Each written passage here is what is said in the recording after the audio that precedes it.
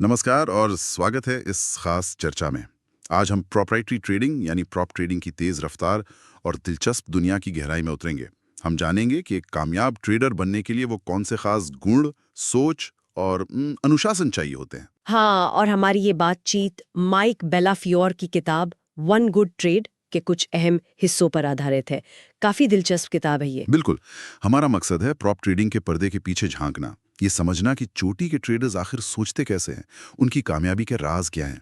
और सबसे अहम वन गुड ट्रेड का जो सिद्धांत है वो ट्रेडिंग में अनुशासन और प्रक्रिया पर इतना जोर क्यों देता है है ना? है ना? सही कहा।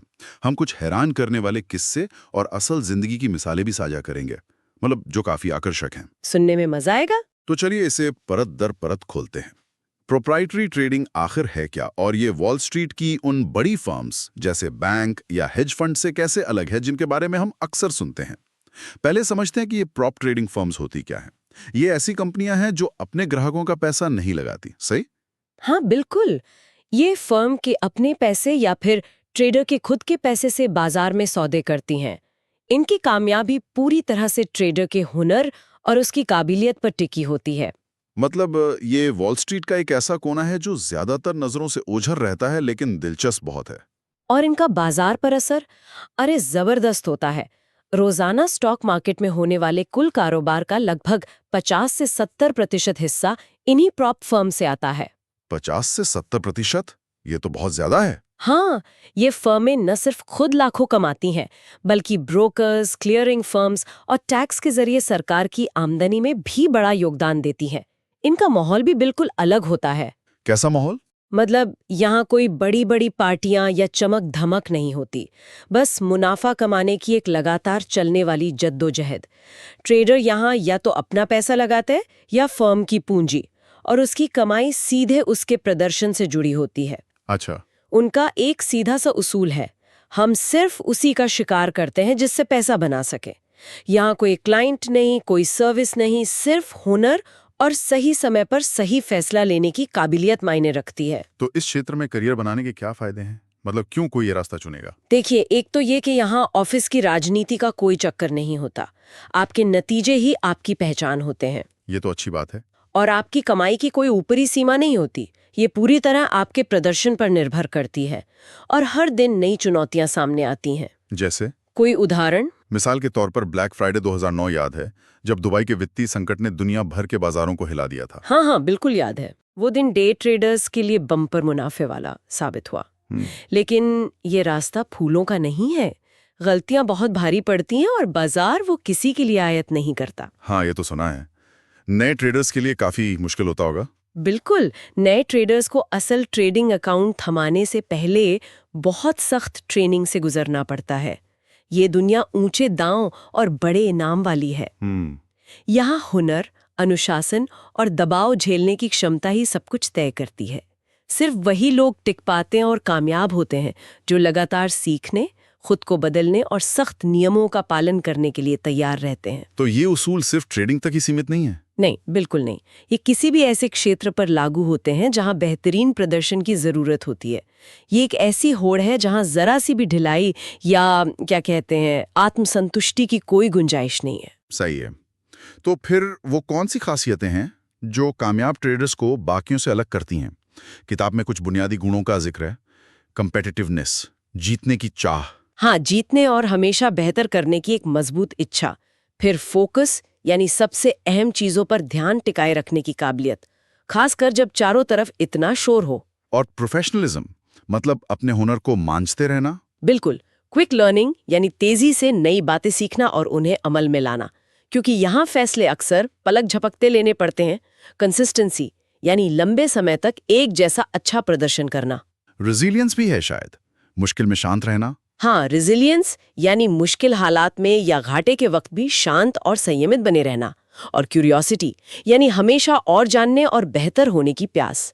ये सब बहुत जरूरी हैं। और यहाँ कुछ असल जिंदगी के किस्से हैं जो इन बातों को और भी दिलचस्प बना देते हैं। हाँ बिल्कुल, जैसे फ्रेंचाइज का किस्सा सुनिए। वो एक नौजवान जोश से भरा ट्रेडर था जो एसएमबी कैपिटल में नौकरी के लिए आया था। अच्छा। वो उस वक्त भी रोजाना $1500-2000 कमा रहा था, जो किसी नए ट्रेडर के लिए काफी अच्छा माना जाता है।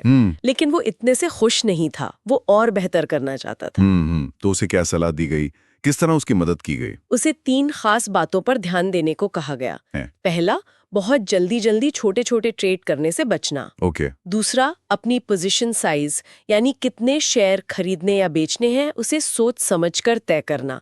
और तीसरा, अपने सौदों को अंजाम देने मतलब एग्जीक्यूशन, उसके तरीके को सुधारना। और उसने किया? हाँ, फ्रेंचाइज ने इस चुनौती को कबूल किया।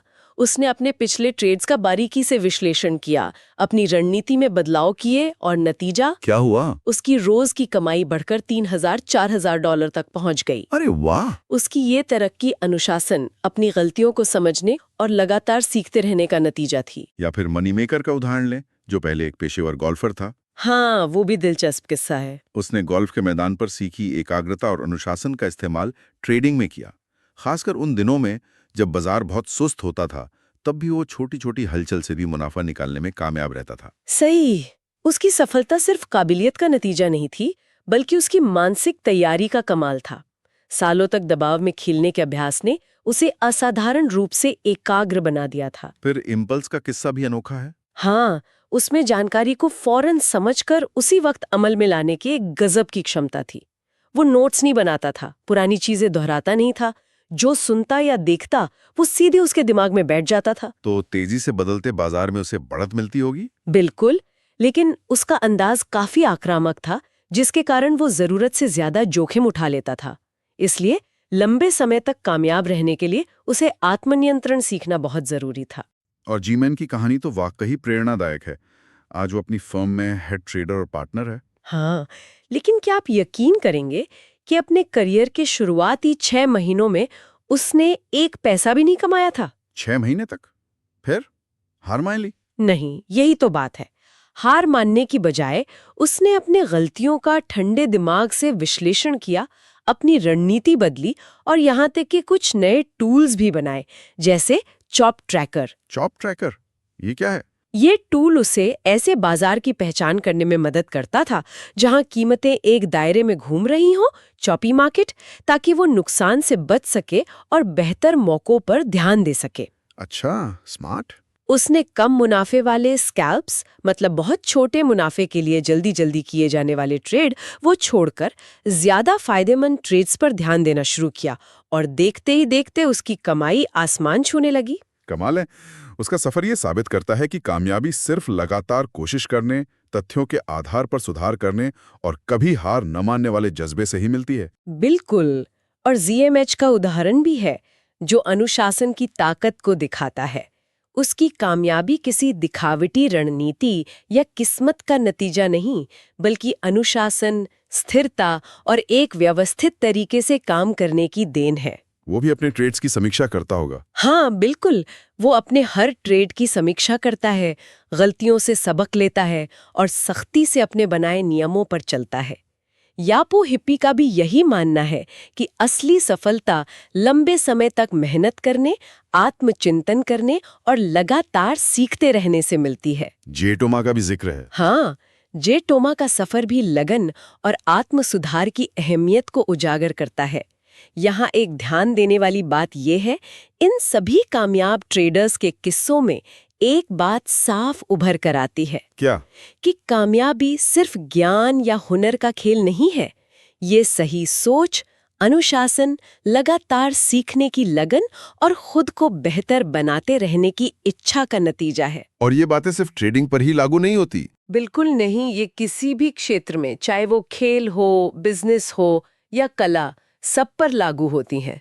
कामयाब ट्रेडिंग धीरे धीरे अनुशासन के साथ आगे बढ़ने का नाम है, रातों रात अमीर बनने का कोई शॉर्टकट नहीं। चलिए अब किताब के उस मूल सिद्धांत पर आते हैं जिसके इर्द गिर्द सारी बात घूमती है, वन गुड ट्रेड। इसका आखिर मतलब क्या है? ये सिर्फ मुनाफे के पीछे भागने की बजाय एक अनुशासित तरीके से ट्रेड करने पर क्यों इतना जोर देता है? बिल्कुल, इसका सार ये है कि किसी ट्रेड को सिर्फ उसके नतीजे यानी मुनाफे या नुकसान के आधार पर नहीं आंकना चाहिए। अच्छा, तो फिर किस आधार पर? इस आधार पर कि क्या वो ट्रेड एक सोची समझी रणनीति और सही रिस्क मैनेजमेंट के साथ किया गया था। एक ट्रेड नुकसान में जाने के बावजूद अच्छा माना जा सकता है अगर वो ट्रेडर के बनाए नियमों और प्लान के मुताबिक किया गया हो। मतलब नुकसान वाला ट्रेड भी अच्छा हो सकता है। हाँ, अगर वो प्लान के हिसाब से था। और इसके उलट बिना किसी प्लान के तुक्के में किया गया मुनाफे वाला ट्रेड भी बुरा हो सकता है, क्योंकि वो सही प्रक्रिया का नतीजा नहीं है, वो तो बस तुक्का था। हाँ, लोग अक्सर नतीजों पर ही अटक जाते हैं। अरे यार, मैंने जल्दी बेच दिया, या मेरे बेचते ही दाम और ऊपर चला गया। ये सोच अक्सर गलत फैसलों की तरफ ले जाती है ना, मतलब भावनाओं में बहकर। बिल्कुल, भावनाओं में बहकर फैसले लेने पर मजबूर करती है। वन गुड ट्रेड का सिद्धांत यही कहता है कि अपनी भावनाओं को किनारे रखकर पहले से तय किए गए मापदंडों के आधार पर ही ट्रेड करना चाहिए। तो बैड ट्रेड वो है जिसमें प्लान फॉलो ना किया हो, चाहे फायदा ही क्यों ना हुआ हो। सही कहा। एक बैड ट्रेड वो नहीं है जिससे नुकसान हो, बल्कि वो है जिसमें आपने अपने ट्रेडिंग प्लान की अनदेखी की हो। बेला का दिया उदाहरण इसे अच्छे से समझाता है। कौन सा उदाहरण? मान लीजिए किसी ट्रेडर का प्लान है कि जैसे ही शेयर की कीमत में बढ़ोतरी की रफ्तार धीमी पड़ेगी, वो उसे बेच देगा। अगर वो ऐसा ही करता है तो ये एक गुड ट्रेड है, भले ही उसके बेचने के बाद कीमत और बढ़ जाए। अच्छा, क्योंकि इसने प्लान फॉलो किया। एग्जैक्टली। यहाँ मकसद हर बार सबसे ज्यादा मुनाफा कमाना नहीं, बल्कि अपने प्लान पर टिके रहना है। हाँ, ये जरूर है कि अगर प्लान में ही कोई कमी थी तो उसे बाद में सुधारा जाना चाहिए, लेकिन अहम बात यह है कि ट्रेडिंग में सफलता लगातार अच्छे योजनाबद्ध तरीके से लिए गए फैसलों से मिलती है, ना कि हर बार जैकपॉट लगने से। इसी से जुड़ा एक सवाल है, ट्रेडर और निवेशक में क्या बुनियादी फर्क है? इसे समझना भी जरूरी लगता है। हाँ, ये फर्क समझना बहुत महत्वपूर्ण है। ट्रेडर का ध्यान बाजार में होने वाली छोटी अवधि की हलचल पर होता है और वो अपने जोखिम को बड़ी कुशलता से संभालता है। उसका लक्ष्य सही ट्रेड्स को अंजाम देना होता है, ना कि हर बार सही साबित होना। और निवेशक? दूसरी तरफ निवेशक लंबी अवधि के लिए अपनी पोजीशन बनाए रखते हैं। ट्रेडर्स के लिए जरूरी है कि वो अपनी पोजीशन से भावनात्मक रूप से न जुड़ें। उन्हें सिर्फ अपनी तय की हुई प्रणाली का पालन करना होता है। और असफलता को कैसे देखा जाए? खासकर नए ट्रेडर्स अक्सर एक दो नुकसान से ही हिम्मत हार जाते हैं। जी, मेन का उदाहरण फिर से याद कीजिए। उसका ट्रेड प्लान के मुताबिक था, फिर भी उसे नुकसान हुआ। उसकी गलती उस ट्रेड में नहीं थी। किसमें थी फिर? उसकी गलती उस एक नुकसान की वजह से अपना आत्मविश्वास खो देने में थी। देखिए, असफलता इस प्रक्रिया का एक हिस्सा है। हर ट्रेडर को नुकसान होता है, बड़े से बड़े ट्रेडर को भी। लेकिन कामयाब ट्रेडर इन नुकसानों को सीखने के मौके के तौर पर देखते हैं, न कि अपनी व्यक्तिगत हार के रूप में। वो अपनी गलतियों का विश्लेषण करते हैं, अपनी रणनीतियों में जरूरी सुधार करते हैं और अनुशासन के साथ ट्रेड करना जारी रखते हैं। तो ये एक तरह से मानसिकता की बात है कि आप हार को कैसे लेते हैं। बिल्कुल। इससे एक जरूरी सवाल उठता है, हम अपनी हार या असफलता को कैसे देखते हैं? क्या हम उसे सीखने का एक मौका मानते हैं या उससे अपना हौसला पस्त होने देते हैं? किताब में एक दिलचस्प मुहावरा है, I just have a long position. इसका क्या मतलब समझाया गया है? इसका मतलब ये है कि सिर्फ एक पोजीशन खोल लेना यानी शेयर खरीद लेना ही काफी नहीं है। उसे संभालना, उसकी निगरानी करना भी उतना ही जरूरी है। अच्छा। ट्रेडिंग कोई ऐसी चीज नहीं है कि आपने पैसा लगा दिया और भूल गए। इसमें लगातार नजर रखनी पड़ती है और सक्रिय रूप से फैसले लेने होते हैं। खासकर शॉर्ट टर्म ट्रेडिंग में तो ये और भी जरूरी होगा। बिल्कुल। अगर किसी ट्रेड को बिना ध्यान दिए छोड़ दिया जाए तो वो बहुत तेजी से मुनाफे से नुकसान में बदल सकता है, खासकर शॉर्ट टर्म ट्रेडिंग में जहां कीमतें बहुत तेजी से ऊपर नीचे होती हैं। ऐसा लगता है कि एसएमबी कैपिटल के जो 7 मुख्य सिद्धांत बताए गए हैं वो भी इसी सोच पर आधारित हैं। आप सही कह रहे हैं, वो 7 सिद्धांत हैं। 1. पूरी तैयारी करना। 2. कड़ी मेहनत करना। 3. धैर्य रखना। 4. हर ट्रेड की बारीकी से योजना बनाना। 5. अनुशासन बनाए रखना। 6. जानकारी को टीम के साथ साझा करना। और 7. अपने ट्रेड्स की समीक्षा करना। ये तो किसी भी काम में सफलता के लिए जरूरी लगते हैं। हाँ, अगर हम इसे बड़े नजरिए से देखें तो ये सिद्धांत सिर्फ ट्रेडिंग में ही नहीं, बल्कि किसी भी काम में सफलता की बुनियाद है। ध्यान प्रक्रिया पर होना चाहिए, न कि सिर्फ रोज के मुनाफे या नुकसान के आंकड़ों पर। तैयारी की बात हुई तो ये कितनी अहम है। बास्केटबॉल के महान कोच जॉन वुडन का एक मशहूर कथन है, तैयारी में असफल होना असल में असफल होने की तैयारी करना है। लगता है ये बात ट्रेडिंग पर 100% लागू होती है। हाँ बिल्कुल। कामयाब ट्रेडर्स का सुबह का एक तय रूटीन होता है। कैसा रूटीन, क्या क्या होता है उसमें? देखिए, इस रूटीन में कई चीजें शामिल होती हैं। बाजार खुलने से पहले विश्लेषण करना, दिन के लिए मुख्य स्टॉक्स और ट्रेंड्स की पहचान करना। कौन से स्टॉक में ट्रेड करना है ये चुनना। हाँ, उन स्टॉक्स को चुनना जिनमें वॉल्यूम और वॉलेटिलिटी मतलब उतार चढ़ाव के लिहाज से सबसे अच्छे मौके दिख रहे हों। फिर तकनीकी और फंडामेंटल विश्लेषण करना, जैसे सपोर्ट रेजिस्टेंस लेवल तय करना और बाजार का मूड समझना। और फिर ट्रेड प्लान। हाँ, हर ट्रेड के लिए एक विस्तृत प्लान बनाना जिसमें एंट्री पॉइंट, एग्जिट पॉइंट और रिस्क मैनेजमेंट की रणनीति साफ तौर पर तय हो। और सबसे जरूरी, मानसिक रूप से खुद को तैयार करना। मानसिक तैयारी। हाँ, ताकि पूरे दिन फोकस और अनुशासन बना रहे। एक बेहतरीन ट्रेड कभी भी किस्मत का खेल नहीं होता। ये लगातार की गई तैयारी, अनुशासन और सही समय पर सही एक्शन लेने का नतीजा होता है। धैर्य का भी जिक्र हुआ। वॉरेन बफेट का वो बल्ले वाला उदाहरण याद आता है। बल्ला लेके तैयार रहो, पर हर गेंद पर शॉट मारना जरूरी नहीं। बिल्कुल सही उपमा है। सही मौके का इंतजार करना बेहद जरूरी है। पेशेवर ट्रेडर्स कभी भी जल्दबाजी में ट्रेड नहीं करते। अगर सही एंट्री पॉइंट निकल जाए तो? अगर वो अपने तय किए हुए आदर्श एंट्री पॉइंट से चूक जाते हैं तो वो उस ट्रेड में घुसने से परहेज करते हैं, भले ही बाद में उन्हें लगे कि मौका हाथ से निकल गया। धैर्य रखने से न सिर्फ सही एंट्री पॉइंट मिलता है, बल्कि नुकसान का खतरा भी कम होता है। और जब सही समय पर एंट्री लेते हैं तो आप ज्यादा आत्मविश्वास के साथ बड़ी पोजीशन ले सकते हैं, जिससे मुनाफे की संभावना भी बढ़ जाती है। ट्रेडिंग मौकों के पीछे भागने का खेल नहीं है, ये सही मौके का सब्र से इंतजार करने का खेल है। एंट्री प्राइस कितना मायने रखता है? वॉर्टन जूनियर्स का जो उदाहरण दिया गया है वो दिखाता है कि कैसे सिर्फ कुछ सेंट्स का फर्क भी बड़े नुकसान या मुनाफे की वजह बन सकता है। हाँ, इसीलिए एक विस्तृत ट्रेड प्लान इतना जरूरी है, जिसमें पहले से ही तय हो कि किस कीमत पर एंट्री लेनी है। बेहतरीन ट्रेडर्स अपनी कीमत आने का इंतजार करते हैं, वो आवेग में आकर रिएक्ट नहीं करते। और अनुशासन, ये शायद सबसे अहम चीज है। जैसे कि विलियम मुनील कहते हैं, ट्रेडिंग कोई जादू की छड़ी नहीं है। हाँ, ये पेशेवर हुनर और अनुशासन का खेल है। अगर आपका प्लान कहता है कि कोई स्टॉक $30 से नीचे जाने पर बेचना है, तो बस बेचना है, बिना किसी हिचकिचाहट या दूसरी सोच के। क्रेजी मैक्स का किस्सा याद है, उसमें काबिलियत तो थी। अरे, काबिलियत की कोई कमी नहीं थी। वो होशियार था, ट्रेडिंग का जुनून भी था, लेकिन उसमें अनुशासन नाम की चीज नहीं थी। और नतीजा वो असफल रहा। वो नियमों को तोड़ता था, देर रात तक वीडियो गेम खेलता था, सुबह की जरूरी मीटिंग्स में गायब रहता था। ये सब खराब अनुशासन के संकेत थे, जो आखिरकार उसकी ट्रेडिंग में भी नजर आए। शारीरिक स्वास्थ्य का भी जिक्र है। हाँ, शारीरिक स्वास्थ्य का भी अनुशासन से गहरा नाता है। अपने शरीर का ध्यान रखने से दिमाग को अनुशासित रखना आसान हो जाता है। जानकारी को टीम के साथ साझा करना भी काफी अहम लगता है। जैसा रॉय डेविस कहते हैं, टीम वर्क से सबका फायदा होता है। निश्चित रूप से।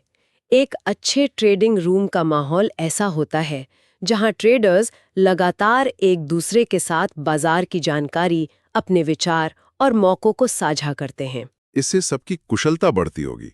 हाँ, ये मिल के काम करने का तरीका सबकी कुशलता को कई गुना बढ़ा देता है, क्योंकि जाहिर है 60 जोड़ी आंखें एक जोड़ी आंखों से बेहतर देख सकती हैं। उदाहरण के लिए, जब एक ट्रेडर ने देखा कि AIG स्टॉक एक महत्वपूर्ण सपोर्ट लेवल को तोड़ रहा है, हाँ, तो उसने फौरन ये जानकारी अपने साथियों के साथ साझा की, जिससे कई लोगों को फायदा पहुंचा। सिर्फ कामयाब आइडियाज ही नहीं, बल्कि अपने किए गए ट्रेड्स पर खुलकर चर्चा करना भी महत्वपूर्ण है। इससे बाजार की समझ और गहरी होती है। और आखिर में जरूरी ट्रेड्स को मन ही मन दोहराना, रिप्लेइंग इंपॉर्टेंट ट्रेड्स, जैसे जेटी टॉम किया करते थे। हाँ, ये अपनी गलतियों से सीखने और भविष्य में अपने प्रदर्शन को बेहतर बनाने का एक बहुत शक्तिशाली तरीका है। जब बाजार बंद हो और शांति हो, तो ये वक्त अपने पिछले कामों पर सोचने, उनसे सबक सीखने और भविष्य के नतीजों को सुधारने के लिए बहुत बेहतरीन होता है। क्या सोचना चाहिए उस वक्त? खुद से सवाल पूछना चाहिए, क्या कोई ऐसा पल था जब मैं और शेयर खरीद सकता था? क्या मैंने बहुत जल्दी बेच दिया? स्टॉक के ऊपर जाने की असली वजह क्या थी? क्या मैंने जरूरत से ज्यादा जोखिम उठाया या मैं कुछ ज्यादा ही सतर्क था? ये तो वैसा हुआ जैसे कोई खिलाड़ी मैच की रिकॉर्डिंग देखकर अपनी गलतियां सुधारता है। बिल्कुल, ये ठीक वैसा ही है। तो इन सब बातों का निचोड़ क्या है? आज हमने प्रॉप ट्रेडिंग की तेज तर्रार दुनिया को समझा, चोटी के ट्रेडर्स की सोच को जाना, अनुशासन की अहमियत को पहचाना और वन गुड ट्रेड के सिद्धांत के पीछे के तर्क को समझा। हाँ, और माइक बेलाफ्योर की किताब और इन असल जिंदगी के उदाहरणों से ये बात साफ हो जाती है कि कामयाबी किस्मत का खेल नहीं है, बल्कि ये सही प्रक्रिया अपनाने, लगातार सीखने की लगन रखने और एक मजबूत मनोवैज्ञानिक आधार बनाने से मिलती है। ये सिर्फ ज्ञान या हुनर की बात नहीं है, ये सही रवैये की बात है। मुख्य बात यही है कि ट्रेडिंग हो या कोई भी दूसरा चुनौतीपूर्ण क्षेत्र, सफलता रातों रात नहीं मिलती। ये किस्मत या किसी शॉर्टकट का नतीजा नहीं होती। ये एक लंबी प्रक्रिया है जिसमें अनुशासन, धैर्य, अपनी गलतियों का ईमानदारी से विश्लेषण करना और लगातार सुधार करते रहना शामिल है। फोकस प्रक्रिया पर होना चाहिए, नतीजा पर नहीं। बिल्कुल, जैसा कि हमने इन किस्सों में देखा, ट्रेडर बनने का सफर अक्सर शुरुआती असफलताओं और चुनौतियों से भरा होता है, लेकिन यही शुरुआती संघर्ष भविष्य की मजबूत सफलता की नींव रखते हैं। और अब जाते जाते आपके लिए एक विचार छोड़ जाते हैं। इन ट्रेडर्स की कहानियों में हमने बार बार एक गुण देखा, लचीलापन, रेजिलियंस। हाँ, यानी हार या मुश्किल हालात से टकराकर फिर से उठ खड़े होने की क्षमता। जीमैन का 6 महीने तक कुछ न कमा पाना, जेटी टॉम का अपनी 80% पूंजी गवा देना, लेकिन फिर भी हार ना मानना और वापसी करना। सोचने वाली बात यह है कि सुनने वाले अपनी जिंदगी या अपने काम में, खासकर जब दबाव बहुत ज्यादा हो या मुश्किलें सामने आए, तो इस लचीलेपन को कैसे विकसित कर सकते हैं।